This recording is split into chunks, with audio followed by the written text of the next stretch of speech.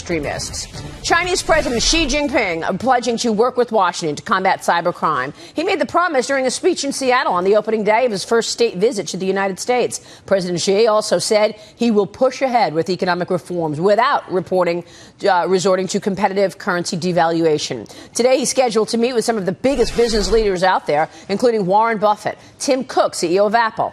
As well, he sat down with Starbucks' Howard Schultz, Microsoft Satya Nadella, and Bill Gates during his visit. Howard Schultz from Starbucks as well. Joining us now is the Wall Street Journal Deputy Editor-in-Chief, Matt Murray. The Journal had a Q&A with Xi Jinping. Matt, good to see you. Thanks so much for being here today. What does the Chinese say, do you think, about the economy, particularly from the leadership standpoint? What is he saying about this slowdown we're all talking about? I think that the whole interview was about China as being assertive and being an equal partner to the United States. And so on the economy, he really came off as saying, hey, we have problems, we run into bumps, we keep going, the direction is clear, don't worry. What about the intervention? I mean, a lot of debate about, the Chinese government intervening in the global markets.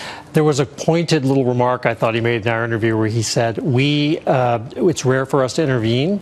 We did, like some more mature markets occasionally do, he said, which clearly was a reference to us and others when extraordinary circumstances strike, but asserted that reforms are going to continue and that China's not going to turn back on where they're headed. And do they admit to cyber crime? Oh, no. I mean, tell us about the stealing of private property and patent infringement. What are his explanations there? Well, he was very direct in saying, we don't condone it. It's illegal. We're not part of it. We will crack down on it. We want to work with the U.S. on it. And, of course, China feels it, too. They say they get it, too. There's such an important visit, Anastasia, and China, of course, integral to all markets. Yeah, it truly is. It really strikes me there's a lot of rhetoric to the wonderful interview that you did in the Wall Street Journal, but there's a lot of denial, right? For example, we just heard this morning, too, that there's nothing wrong with the Chinese economy or there's nothing wrong with the Chinese stock market. We know better than that. There's a lot wrong with the Chinese economy if you judge from the degree of slowdown that we're seeing.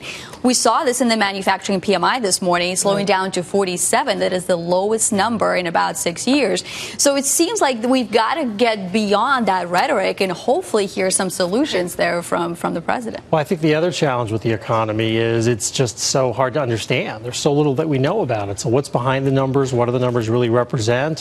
What's the data that goes into the numbers? Very unclear. And that's part of what the market's struggling with. In fact, that was the question you asked in the interview, right? And the answer was? The answer is everything's fine. Everything's good. We're strong. We're investing. There's a moment in the interview when he lists sort of the number of bureaucratic and reform projects that they're undertaking in a very almost bureaucratic manner. Here are the list of things that we're doing and following. China believes in a market economy.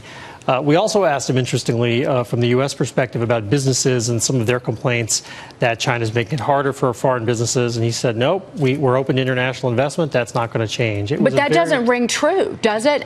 China, even cyber theft aside, China with the new national security law is making a grab at the intellectual property of U.S. companies. Those banking regulations, those software banking regulations that were written, they got pushback on that. But again, they're trying to get right at banking source code. That's certainly the fear. I mean, we have a story today, again, that says about Cisco. Cisco was dominant in building China's internet, was a big force there. The last couple of years, they've really been losing out. Chinese companies have been taking over, and now they're entering a partnership with a much smaller Chinese company to get a toehold back in there. I think that's an experience a lot of companies have felt in China. What do you look for as a successful visit from this president?